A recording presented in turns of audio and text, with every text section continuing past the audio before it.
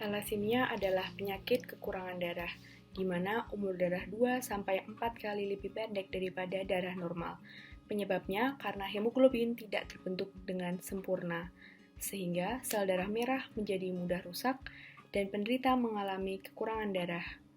Akibatnya, penderita harus mendapat transfusi darah secara rutin selama seumur hidup. Jika satu orang bisa donor darah 4 kantong dalam 1 tahun, setidaknya dibutuhkan 12 orang untuk mencukupi kebutuhan darah penderita thalassemia selama 1 tahun. Faktanya, setiap 250 ml darah yang ditransfusikan akan membawa sekitar 250 mg zat besi. Sedangkan untuk kebutuhan normal tubuh hanya 1-2 mg per hari. Akibatnya terjadi penumpukan zat besi dalam tubuh dan bisa menyebabkan gagal jantung, pembengkakan hati, dan limpa. Setiap 3 jam, ada satu anak yang menderita penyakit thalassemia. Dalam 1 tahun, diperkirakan akan ada 2.500 anak yang menderita thalassemia.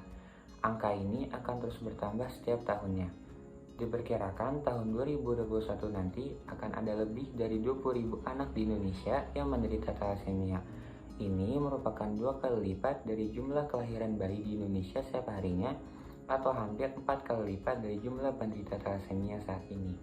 Thalassemia terbagi menjadi 2, thalassemia mayor dan thalassemia minor. Thalassemia mayor adalah orang yang menderita penyakit thalassemia, sedangkan thalassemia minor hanya sebagai pembawa gen thalassemia dengan gejala anemia ringan sehingga mereka tidak perlu melakukan pengobatan thalassemia. Secara fisik, pembawa thalassemia tidak dapat dibedakan dengan manusia yang memiliki sel darah normal. Mereka bisa bekerja, menikah, dan melakukan aktivitas lainnya, bahkan mendonorkan darah mereka. Nah, thalassemia bisa dicegah dengan cara tidak menikah dengan sesama orang pembawa thalassemia. Nah, bagaimana cara mendeteksinya? Satu-satunya cara adalah dengan melakukan screening darah, yaitu untuk mengetahui apakah orang tersebut normal atau pembawa thalassemia. Bagaimana mekanisme penurunannya? Thalassemia diturunkan dari orang tua kepada anak-anaknya. Jika seorang thalassemia mayor menikah dengan sesamanya, maka akan melahirkan 100% anak thalassemia mayor. Apabila seorang pembawa thalassemia menikah dengan thalassemia mayor, maka akan melahirkan 50% anak thalassemia mayor. Jika sesama pembawa thalassemia menikah, maka akan melahirkan 25% anak thalassemia mayor.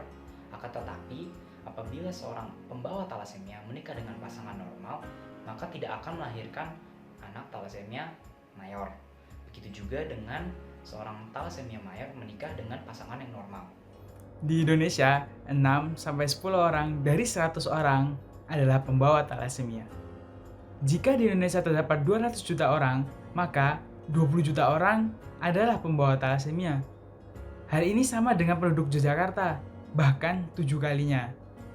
Fenomena thalassemia di Indonesia seperti gunung es, hanya sedikit yang terdeteksi dan sisanya masih belum diketahui. Oleh karena itu, ayo screening darahmu sekarang.